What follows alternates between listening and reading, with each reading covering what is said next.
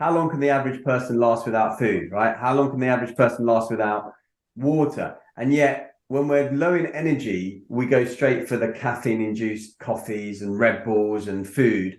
But the reality is, we can last weeks, maybe even months without food. We can last days without water, but we can literally only last 3, 4, 5 minutes, 6 minutes if you're top, right, without the breath. And so most people are not breathing well. Even though they're listening to this, they're going, I've been breathing my entire life. They tend not to be breathing that well.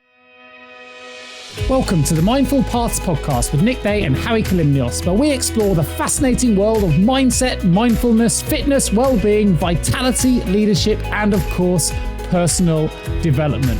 Our goal is to provide you with insights to help you live a more fulfilling, happier, and healthier life. So if you're striving to be a better parent, friend, leader, colleague, or boss, or if you simply want to be more mindful and aware of the world around you, then this Mindful Paths podcast is going to be for you. We invite you to eavesdrop on our conversations, and we challenge you to discover a new insight to help you on your own journey towards personal growth and positive change. So sit back, relax, and let's begin our journey together on the Mindful Paths podcast. Harry, how you doing, buddy? Good to see you again. I'm coming to you from sunny France. Sun is streaming in from the window. My family are planning a massive meal. Got friends with us as well, so good to find a little bit of a moment in the day to connect. How you been? I've been good. I've been not as extravagant as going away this last week, but I've been doing a few meetups with the Mind Valley people over the last week, which has been quite good. 3 meetups in a week. Wow, that's good for you on the social side.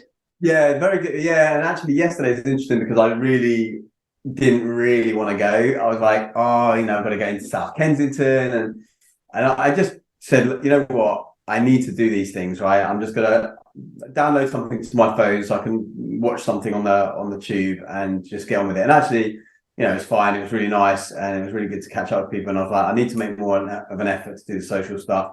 Had some friends over on Saturday night. They're now flown back to Austin, Texas, which is where they moved to 5 years ago. Pretty much my best mate from school. But actually, it was interesting. This might be the subject of what we talk about. So I was speaking with his wife, Nisha, and she's been getting, like last year, we started talking about various things. She's a bit like you, actually, in a way. We said that last time, a couple of times ago, we said how your thoughts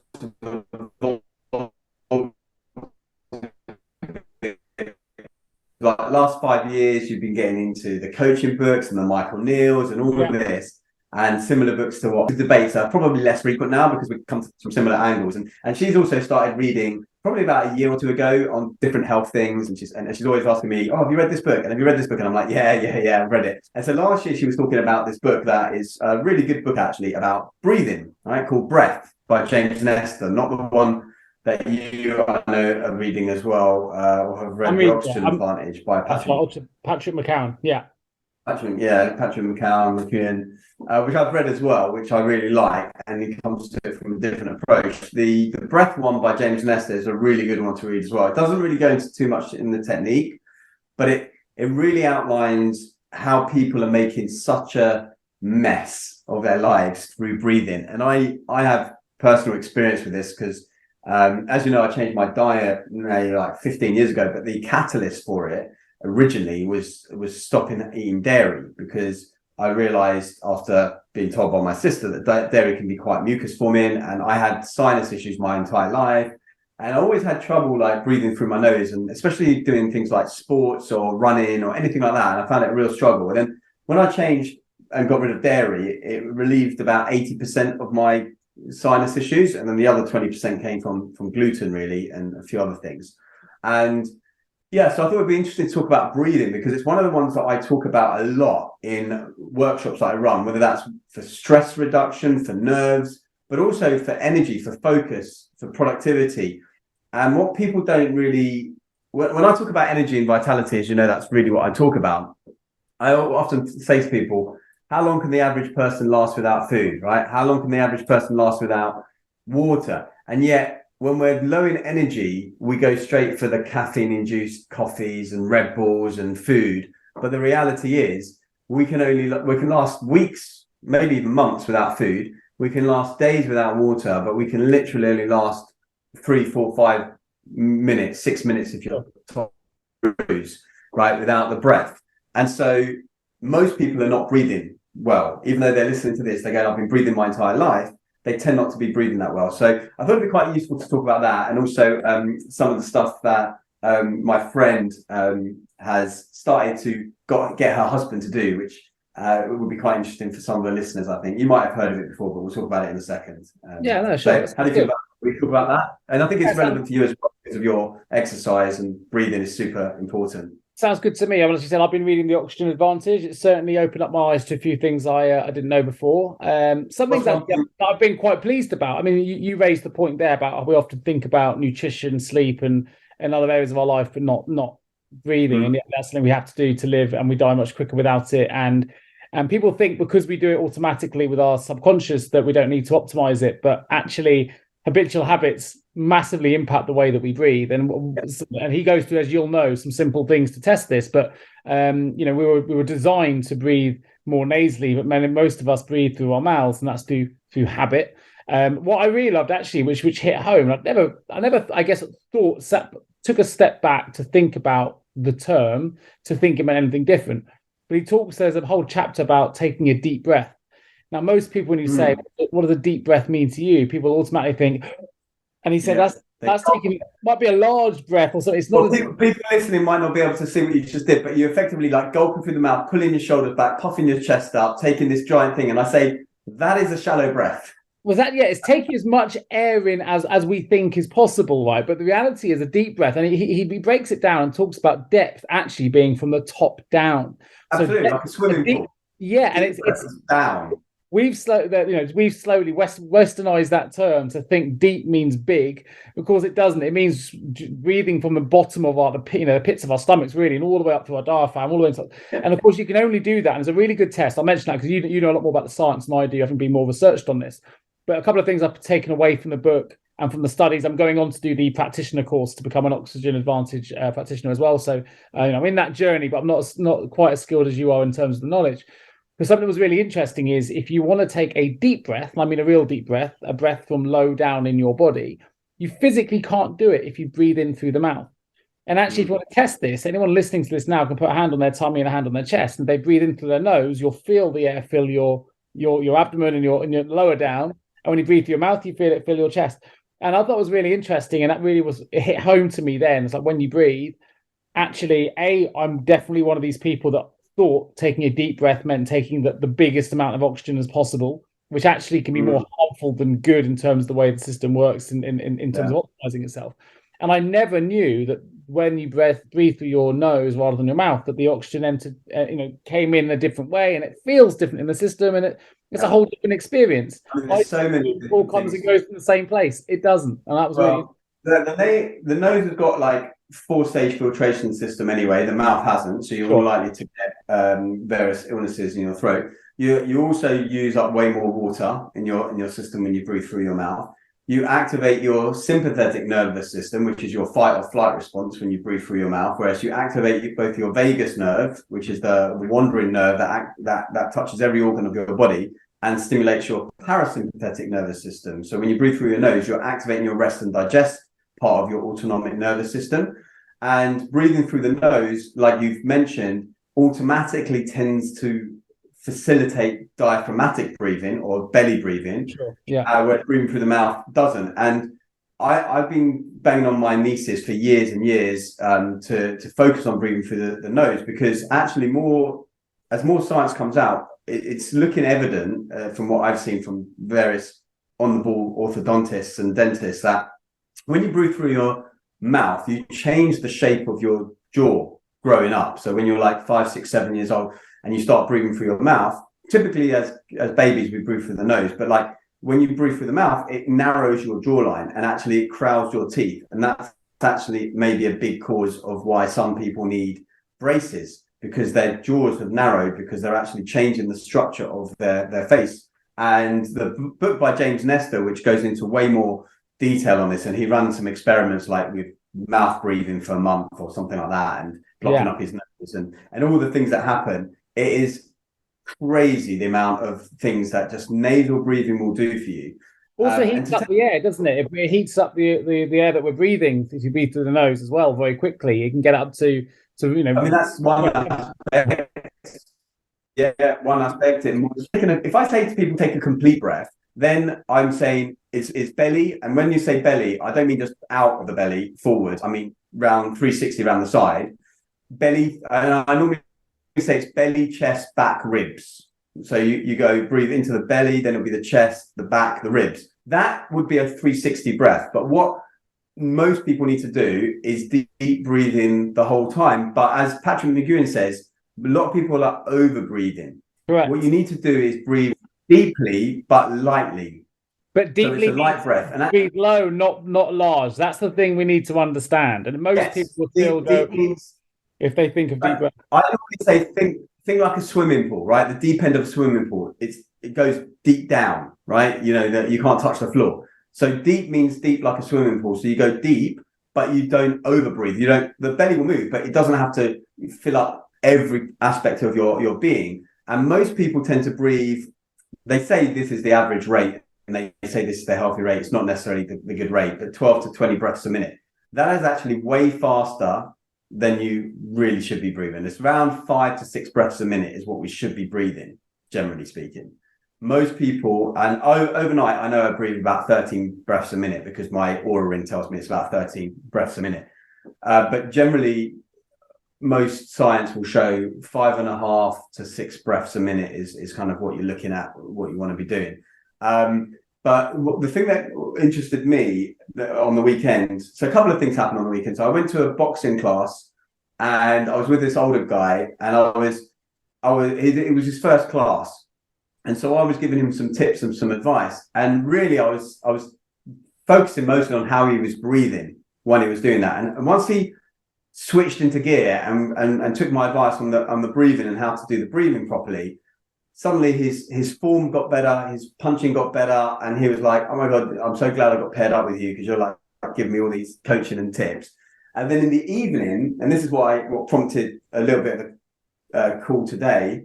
So I was chatting to my friend's wife, and she was talking about how she's got her husband to do this thing now, which has helped him with his something that a friend of mine, his wife, texted me about, Ben snoring is out of control, etc. And I said to her, look, do this thing, right? I've been doing this on and off for 5-6 years, and it helps with snoring, but not only does it help with snoring, it helps with keeping you more hydrated overnight. It gives you more energy in the morning. It activates more of your parasympathetic nervous system when you're sleeping, and you'll feel more relaxed when you wake up.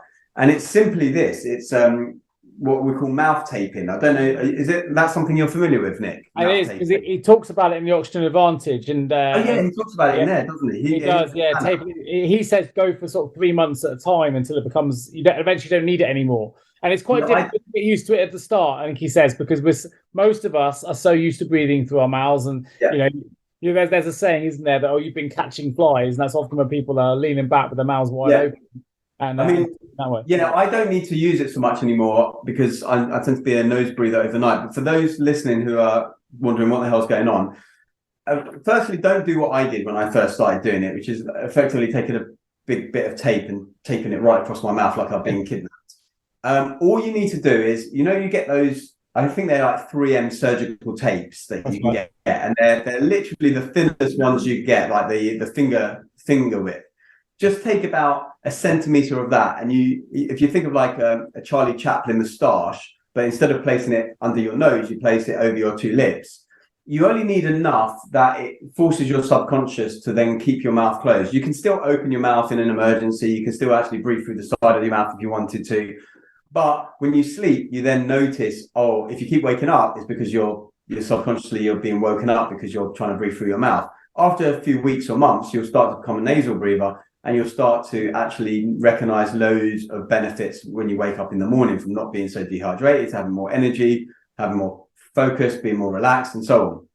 And so it's interesting because she bought him the special tape. They've also paid like money to do some special tape where it's almost like you're wearing lipstick, and there's like a weird little hole. Yeah.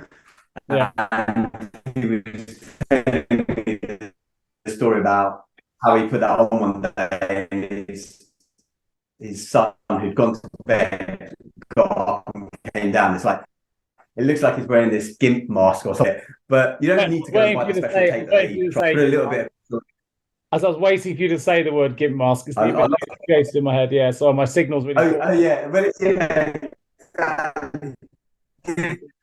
it's a bit like parents. Look, I'm not telling you to take your kids up overnight either, but what I am saying is you could start incorporating some of that in the daytime. So when you're going for like a walk with your children, trying to get them to maybe walk with their mouth closed, or in fact, I saw a picture the other day of a tennis pro with mouth taping as she was training. What I tend to do when I was at spin class today is I aim to do the entire session just nose breathing. That means also on the exhale, I'm breathing out through the nose, not the mouth, because actually what you do want is a bit of carbon dioxide tolerance in your body. So I think Patrick McGowan talks about carbon dioxide, and he talks about it a lot. Actually, he talks about it a lot. Yeah. He wanted to call the book The Carbon Dioxide Advantage, but he thought no one would buy it. So he called it The Oxygen Advantage. But really, the book's about carbon dioxide. And I have a metaphor for listeners to understand this. So most people try and focus on blood oxygen saturation, right? You know, those SPO meters that you can get. The reality is it's a bit pointless as a measure. And the reason I say that is because getting oxygen into the blood is one thing, but that's not where it needs to be. It needs to get into the cells.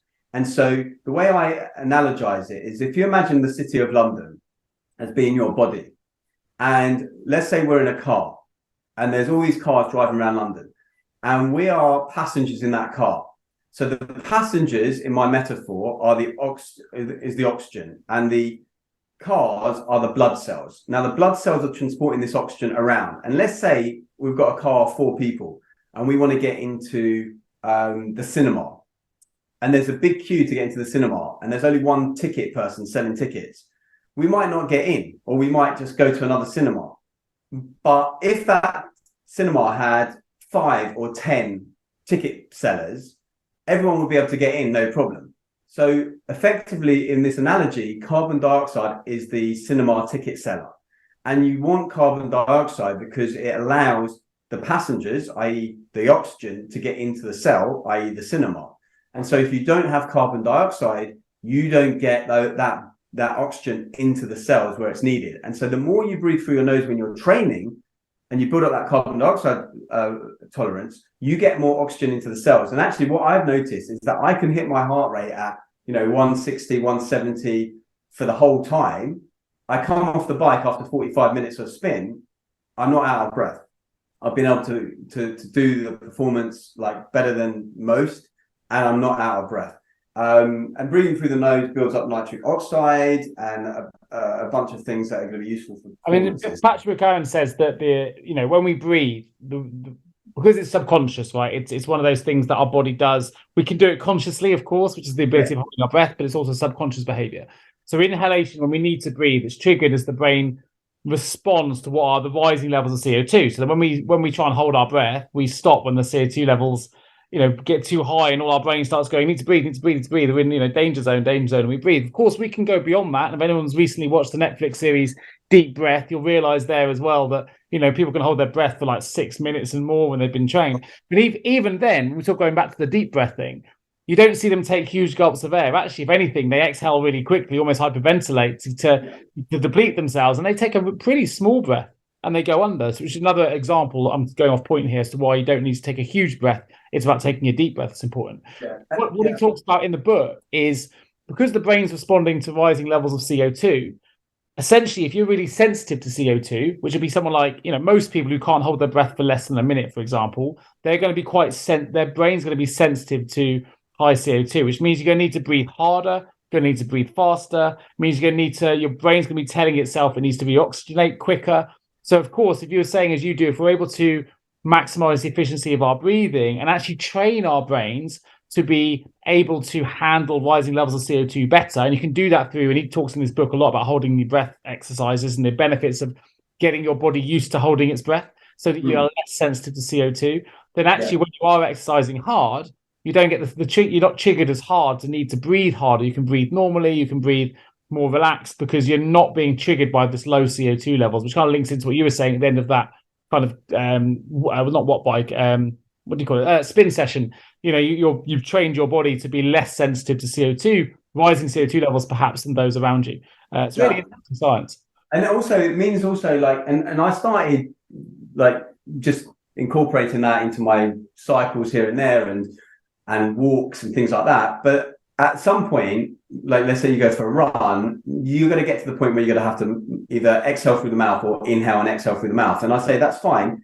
Do that at the last possible stage. But as you will get a lower performance when you start nasal breathing for the first few weeks or months. And then as you start to get better with it, you're going to build up a better tolerance to it. And you're going to excel where you were before, which I think is really good. But so one thing also, I wanted to say something, and I've forgotten what that was, but I'll come back to it. But what also has jumped into my mind, have you done your triathlon yet in France? I haven't. It's this weekend coming up. It's on Saturday. Okay, so what I wanted to ask you to do, but it might be too late to do this now. When it comes to getting oxygen into the cells, one way is that nasal breathing and getting that CO2. Yeah. The other thing is, and I've talked to you about this before, and I don't know whether you've actually taken these things or not, but cordyceps mushrooms, I know I've spoken to you about it before. You have talked, yeah. I haven't experimented with them pre-event yet, but you have talked about it before. But actually, probably many years ago, actually, you brought these up. I wonder if you can get some before Saturday, because of all the supplements, for listeners, cordyceps mushrooms are a supplement, and they're one of the only 2 supplements that I think I've taken where you have a marked, you notice it straight away. The other one is magnesium, right? When you take a magnesium bath, you notice you're like unconscious straight away. But cordyceps, the thing I noticed, the cordyceps have been shown to allow for up to 50% or more oxygen to get into the cells. And I noticed this when I was doing heavy training a few years ago, and I'd forgotten I was taking cordyceps, and I was doing this training and I was just not getting gassed at all.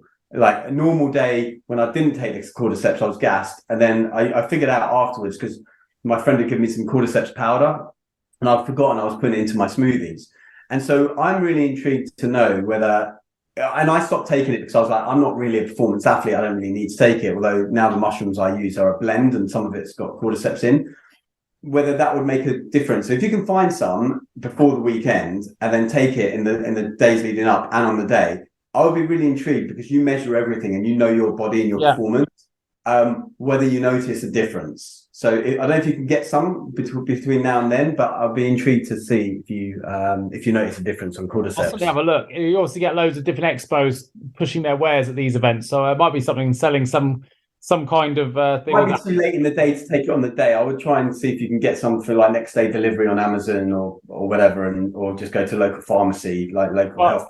Interesting story there, and completely off point. But for anyone that does want to lose their sense of well-being when they're on holiday, while we're trying to keep it relevant, my daughter ordered some Lego to be delivered to France. Right, so she ordered it. I can't remember her from before we left, hoping it arrived before we went away, but it didn't arrive in time. But she really wanted to build it to keep herself active and stuff when we're out here as a bit of distraction and a bit of fun or whatever, but for downtime.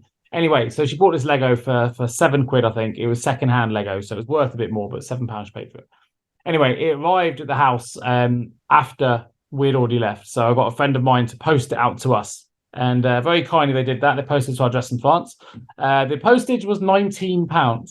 So nearly 3 times the value of what we paid for the item. It arrived in France, and when I got here, there was a 31, because we're now outside of the EU, of course. 31 euro import charge.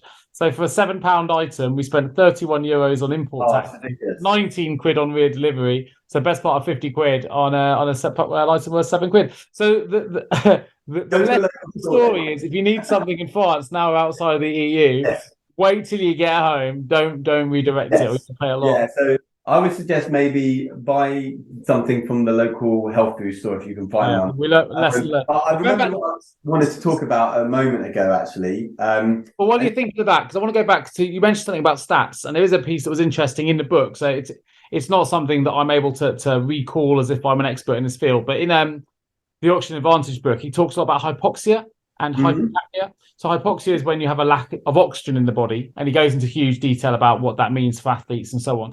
And then hypercapnia is when you have an excess amount of carbon dioxide in the body, and both can have serious impacts on performance, health, and so on. So you don't really want either of those things, because they can be risky and various health defects. However, training in hypoxia, so excess oxygen, and training hypercapnia can actually really help improve endurance and ultimately increase the amount of oxygen your body can use, protect your muscles, help you get used to improving that CO2 elements we were talking about before. But there was a study that the University of Nagoya, that's actually Nagoya University in Japan, found that athletes who trained in both of those things ended up with a significantly greater tolerance to carbon dioxide at rest than untrained individuals. And the study also found that for the same amount of exercise, athletes experience up to 60% less breathlessness than untrained people did. So that's pretty significant. That's not like a 2% advantage. That's significant. And I think I can attest to that second part of that statement, where I you don't get breathless once you build up that tolerance after you do these things. So I think, like, what I like about the oxygen advantage is what he's talking about there predominantly is your breathing throughout the day, which is deep diaphragmatic, light breaths, not over breathing, nasal breathing. And that's predominantly what I try to teach people. I mean, I teach people effectively a parasympathetic activating breath. However, I mean, there are so many types of breath work, but one that is very popular, which you've heard of, one that I practice now and then, the Wim Hof style of breathing, which he effectively took a lot of yogic type breathing and a few other things and mixed it into one very simple strategy. Now, what he does, though, is on the breath hold, for example, it's on the exhale. A lot of people think, I need to hold my breath on the inhale. Actually, a few things about the Wim Hof stuff. So effectively, you're taking like 30 deep breaths. He doesn't really care how you get it in, mouth, nose, whatever, just get it in. The reason he doesn't care is because the kind of breath work that he's doing is actually meant to induce a stressful state. Because what it's meant to do is then guide your body to be able to cope with stresses when they arise in daily life. And so you create, what I normally say to people is Wim Hof is like HIIT training or CrossFit. It's great, but your normal breathing is like you're walking in your movement. You need to be doing the normal breathing all the time. And then, maybe once or twice a week, you're doing HIIT training or cross training. Same with the Wim Hof. You're doing maybe 10 minutes a day or 10 minutes every other day. And it's quite a stress inducing breath. So you do 3 rounds of this stuff. The longest breath hold I've actually had with doing that, normally I average about 2.5 minutes, maybe 3 minutes, but the longest has been about 4 minutes. And that's usually on the 3rd round. And it really trains the body to cope with stress. And you normally, after about 45 seconds to a minute, get that desire to breathe and that, I guess, mammalian response of like, get into a panic, I'm about to die. Yeah. You get past that and you just go into your feeling, you just go into what your body sense is like. And then depending on what I've been doing beforehand and how I'm sitting and all that, I'll go for 2 minutes, 2.5, 3 minutes, 3.5, something like that. So it's a good, and it's quite a nice app as well. And you can find them on YouTube as well if you don't want to pay for the app. So I do recommend looking into different types of breath work. There's like rebirthing breath work, soma breath work, which is one that someone I know is doing very successfully. What other kind of breath work? There's so many different types of breath work, but I guess the point I'm trying to make with people is you don't have to do all of that. But what I would recommend is deep diaphragmatic light breaths. And when you're feeling stressed or when you need focus, and you've talked about your 7 breaths strategy before. I think it was 7 breaths. Yeah. Although that might change. That might change now from getting into this, because there were 7 deep breaths, and my understanding of deep breaths were large breaths, not breathing. Really? So I'd be interested. I haven't been in a state of stress to test it, but I think next time I do, the 7 might count, but the way that I breathe might change. Yeah, no, definitely change the way you breathe. If you don't need to do that. You just need to do the breath. And also, if you do want to relax, actually, sometimes the exhale through the mouth can work better than through the nose. And actually, an audible sound can work even better from a muscle relaxation. When you're doing the stretch, for example, and you breathe in. The other thing I normally say as well, if you're not currently doing it from a stress point of view, and the simplest way I can teach people this is exhale for longer than you inhale. So whatever number you count to in your head on the inhale, try and double it on the exhale. If you can't double it, just add 20% or whatever. So if you count to 4, try and count to 6 or 8 on the exhale. That's quite interesting. I'll tell you why I say that's interesting. So I've started some pranic breathing exercises and meditations, actually. So sort of 15 minutes in the morning, 15 minutes at night. And pranic breathing, although you'll know more about it than I do because you're more versed, but the patterns I'm following at the minute is kind of 3 in, hold for, or either 3 and 2 or 6 and 2, 6 and 3. So 6 in, for example, hold for 3, 6 out, hold for 3. I find in for the nose, out for the mouth. So I'll come in for 6, hold for 3, out for the mouth, and quite push it through the mouth and then hold for another 3. But interestingly, I really struggle to extend the out breath. And you were talking about a moment ago about holding your breath on the exhale, not on the inhale. I find the inhale way easier, but actually trying to elongate the out breath is way. I'll give you a tip for that in a second, Sean. So you need to think about your breath a bit like water coming out of a hose. And so what I say, if people are having trouble getting an extension on their exhale, is because they're effectively pushing the water out too quickly, so I would narrow your mouth a little bit, and I would gently blow, as if not like you're blowing out candles, but you're, just blowing sweet nothings to the person that you want to engage with bedroom activities with or something. I don't know. Whatever works for you. But the point is, you adjust the pace and the flow of your breath, because that's then going to be getting to that point. But it's good that you're doing sort of that. There's also box breathing. I'm not sure if you're familiar with box breathing. That's effectively the same count in all ways. There's I talk about this in the new book I'm releasing. I give about 6 or 7 different breathwork techniques. But the reality is there are as many techniques as there are people on the planet.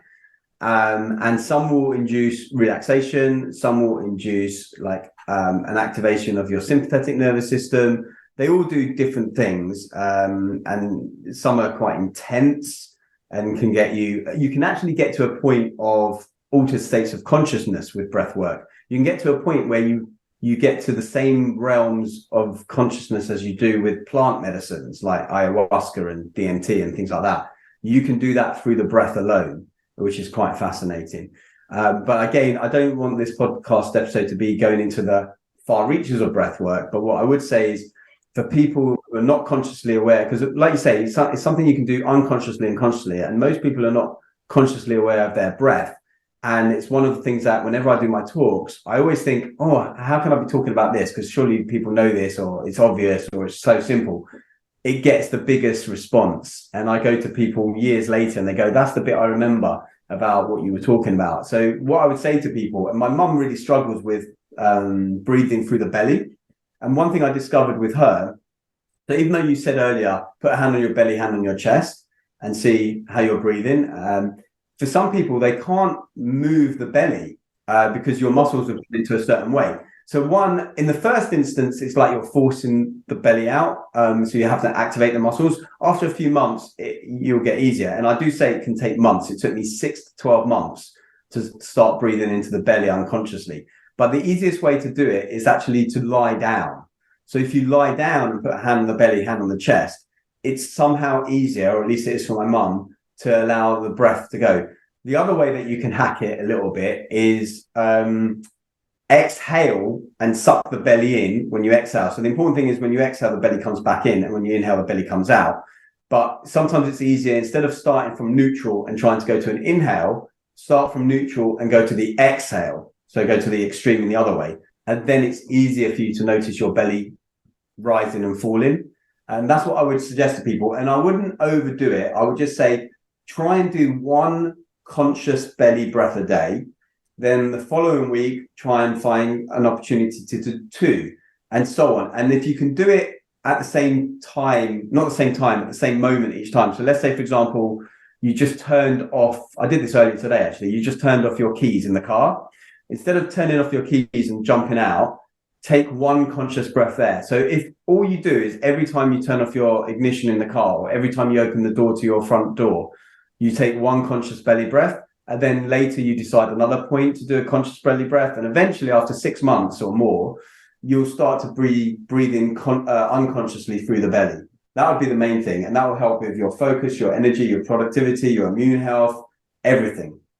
couple of things I'll add on to that, especially if you're listening to this at the minute. Try and take a mental note of how you're breathing at the moment. Just take a second. Are you breathing through your mouth? Are you breathing through your nose? And try then to raise awareness to that, which is what coaching is all about anyway, but sort of raising awareness about everything that we do. But try and raise awareness to what you're doing throughout the day. Then pick a moment, and when you're watching TV, when you're having a conversation, whatever it is, and just try and catch yourself. Are you breathing through your mouth or your nose? You may find that's what's been quite good for me. I've naturally discovered that I naturally breathe through my nose anyway most of the time, which isn't true for everyone, but means I haven't had to do quite so much work. So that's good. However, I'm also working through something called the BOLT score. I won't go into all of that now, but essentially the BOLT score is essentially to work out what that is. It's when you hold your breath, how long does it take until your mind gives you any kind of trigger to say, I need a breath? So it's not how long you can hold your breath for. In fact, it's the opposite. It's when you are holding your breath, it's what's the first time you think of anything to do with, I need to take a breath, or the first recognized sign of I'm holding my breath. What is that time on the clock? You want to try and most people, generally, it's like 5 seconds, maybe 5 to 10 seconds. You want to try and get your BOLT score to 20. So that's you develop that skill by holding your breath and doing some of the breath exercises that Harry's been talking about today. But I thought it was really interesting. I think also you mentioned you can hold your breath for like up to 3.5 minutes. I mean, you're way longer than me. But to bring this into context for those listening, the average person can hold their breath for between 30 to 90 seconds. So if you're holding it now and suddenly thinking, I'm really unfit or I'm really not very good at this because Harry can do 3.5 minutes, that is not normal. Normal at the moment for most people is, I know you've got a comment today, but it's 30 to 90 seconds. But we can improve that with practice, like anything. And to get an idea of how long you can get to, I don't know if you knew, but in March 21, there was a 56-year-old free diver from Croatia. And he now holds the world record for the longest breath hold. Apnea divers, which are known for their ability to perform long distance breath holds, is what he does. He's an apnea diver. His name is Budimir Sabat, and he clocked a remarkable, and wait for it, 24 minutes. 24 minutes, 37.36 seconds after. It'll come as no surprise, Nick, that he's actually mentioned in the book that I'm releasing. There you go. You knew that. I had to update it because he'd taken the record from Alexei someone or other. But this is the 24 minutes. You had it for 22 minutes, I think. But yeah, that's with oxygen. But the longest breath hold without oxygen, I think, is about 8 or 9 minutes. But with oxygen, it is that. But what I was going to say with me holding my breath for say 3.5, 4 minutes. My first round. So I normally do 3 rounds, but I remember the first time I did the Wim Hof stuff, it was 40 seconds the first round. By the third round, it was pushing 3 minutes. So I went in one 15-minute session, because most people, when they do the breath hold, they just hold their breath like they do it when they're kids, and they do it that one time. Actually, when you do it, I did this in the swimming pool yesterday with my kids because we had in France. Don't do any breath holding in the water is my caveat to people. Well, we did this. We did a kiddies Olympics, and one of the Olympics things was how long you hold your breath for. It's interesting. All of us did it, and every single one of us that did the experiment of how long we hold a breath for came out and went, I could have gone for longer. Because you think if you get that first reaction ready to breathe, you come up and go, it's not that bad. I could have gone longer. So it's interesting. You went longer quite quickly from 40 seconds to 3 minutes. Well, because the thing is, when you do the Wim Hof, what you're doing is that each round you're saturating your blood in more, but then the breath holding is also adding the CO2 in there. So I think like the first round, you might do 40. Then the second round, you might end up doing 1.5 minutes. Third round, you might end up surprising yourself and going to 2 minutes. And that will happen in 15 minutes for a lot of people. But I would follow along there's some YouTube videos on his channel, and they have a beginner one, which goes for like 30 seconds, 1 minute, or something like that. And a bit more advanced one. If you don't want to get the app is free, but there are paid barriers in it. So you might get fed up with that. So on the YouTube, you can do it. And I do recommend do that. But I also stress, do not do any breath holding in the water or near water, especially if you're by yourself. You may have been with other people, but there are people who are breathwork people who think they can do this stuff, and they've had tragic incidents doing Wim Hof things near water. So please do not do anything near water if you're doing breath holding. Yeah, probably good to have that safety. We were just doing a little bit of fun on our own. We weren't doing any Wim Hof stuff at the time. We were just having some fun in the pool. But however, that's a good safety statement to make. And actually, that's why that links to the hyperventilation. So you often see, you'll see in deep breath, I think it's called on Netflix, but they hyperventilate before they go under. And that's also just to get rid of all of the carbon dioxide. It reduces the brain's response. So as you said, it's people can pass out from hyperventilation. It trains the body, like, because when you're hyperventilating, what you're doing is you're training the body to say, I haven't got air. And then before they go in, they take that bigger breath. And then it's like, oh, I've got air. And it allows you. I remember doing that 20 years ago, 30 years ago, when we were doing some swimming work and being taught that to actually hyperventilate. You can pass out just from hyperventilating. You can pass out. So again, it's not to be looked at lightly. I recommend doing something like a Wim Hof, sitting on the couch, lying down, something like that. But forget all the Wim Hof and the other stuff, which is, like I said, the HIIT training, the cross training, and all of that. It's all about your daily breathing and breathing through the nose. Maybe experimenting with mouth taping either during the day if you're not brave enough to do it overnight, just to notice how much you're breathing through your mouth. And like I say, do not put a tape across your mouth like you're being abducted. Just put a tiny little Charlie Chaplin size, almost like actually the stamps. Now we have to return all the stamps because they change. Stamps would probably be perfect. If you've got any stamps that you've gone past their date and you can't return them now, use stamps because they'll be like the perfect size probably for you. Yeah, it's just a reminder, isn't it? But it's supposed to be really, really, really good for reducing snoring as well. So for those who've got partners, so that's it. My friend now doesn't snore. My other friend who I spoke to yesterday, he goes, "Oh, actually, I've lost some weight now, so I'm not snoring so much, so she's not annoyed." But people who and you'll know this because I've moaned to you many times. But when we used to do our cycle trips, and I always used to get put with like one or two of these older guys who used to snore. I honestly think, and if they're listening, and if you're a snorer, I think if you're doing things like this, where you're doing group activities, you're going to have to stump up and pay for your own room. It's not fair for the other person because, especially if you're doing 80 miles on the bike the next day and you don't get sleep and you're being irritated by this constant noise, it is so frustrating. And people who snore just don't appreciate it. So if you are a snorer, at least buy earplugs for other people. And really what you should be doing is, honestly, you should be paying for your own room so that people don't have to put up with it. And honestly, it might sound like I'm being a bit annoying saying that, but you trust me. Just buy some masking tape, right? And try the little. I will masking tape them, but I will masking tape them round and round and round because I'll get so annoyed with them. It's like the only time I ever want to take someone's life is when I'm in a room with them snoring. That's the only time.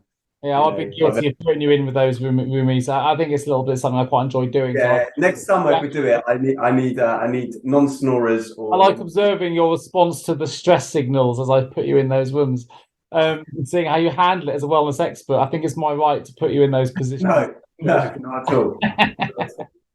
So it was interesting in the book, though. I'll finish with this. It was something again I hadn't considered, and I can't remember her name, so apologies. But Patrick McCowan in the Oxygen Advantage, he talks about meeting the world Tai Chi champion, the martial art. He said when you get to that level, it's not about the movements because everyone is kind of a similar level in terms of what the way they move. What they actually get to when it goes down to the finite detail of measuring who performs the best, it's you have to be able to perform the movements without looking like you're breathing. And he meets this woman who's the world Tai Chi champion. He says you would never know she was breathing at all. It was that calm, that collected, and that slow. Probably only 1, 2, 3, 4 breaths a minute, as you would say, because she's that well versed in it. And he said it was the most graceful thing he'd ever seen. Yeah, all nasal, all deep, all graceful. Actually, I mean, it's interesting. I know we're finishing off. Just to add to that, because in yoga classes, what's quite interesting, I'm kind of contrary to most yoga teachers because a lot of yoga teachers they talk about this thing. Called your ujjayi breath, where you're breathing through the back of your throat like you're misting up a mirror, but it's very audible, and they always want you to hear everyone's breathing. That actually is not the case. I'm not sure if I read about it in Patrick McKeown's book. It might have been his or someone else's, but it actually yogic breath really historically was not audible to other people. And I say if you're breathing, he does talk about that. He talks about that. Yeah, he does talk about it in there. And I mentioned this to other yoga teachers, and they're clueless with this. And so actually, I tell people, look, if you want to do your ujjayi breath, fine. But the reality is, you don't want to be audible to other people. You need to have a light, deep breath. And the ujjayi breath has benefits for like heating up the body and a few other things, whatever. And I'm not against it all the time, although as a speaker I tend to be more against it because it mucks up the vocal cords a little bit. But it's a light breath, a light, deep, inaudible breath.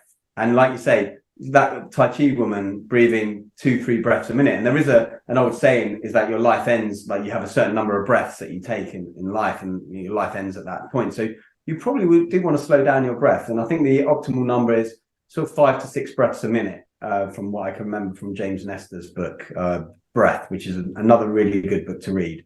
Because the oxygen advantage goes a little bit to some people. But I recommend James Nestor's Breath. The oxygen advantage is very much focused on endurance performance. So unless you're doing endurance performance and triathlons, things like that, it's probably not that as relevant for you. But interestingly, talking about the silence bit, I reference that to swimming. You know, if you're making loads of noise in the water, you're probably not that efficient.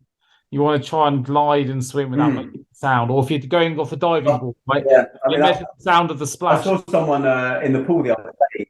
Yeah, I saw someone in the pool the other day, and my eye just caught her attention. I was just walking to the change room, and my eye just was drawn to this woman, like kind of like middle-aged woman, but she was literally gliding. There was like it was amazing. I don't think I've ever seen anyone swim like that. It was just like this amazing glide through the water without any kind of movement. It was just weird, and I was like, pure efficiency. I love it. It's so nice, so graceful to watch. So graceful. Yeah. That's not me, by the way. I make an absolute We've established what you're like in the water, so it's fine. Yeah, that's true. That's true. All right, buddy. Well, listen, that was good. That was good. I learned something from today's stuff from you as well, as I always do with the breathing stuff. So I'm looking forward to diving deeper into the oxygen advantage. I'm only sort of partway through the course, so hopefully I'll be a little bit more. Oh, you're going to be way more than me. I mean, I read the book only, and that was about 6 years ago, I think it was now. So you're well versed on it. I do recommend it though, even if you're not into performance, endurance stuff. It's just a really interesting insight into the world of breath, and as you say,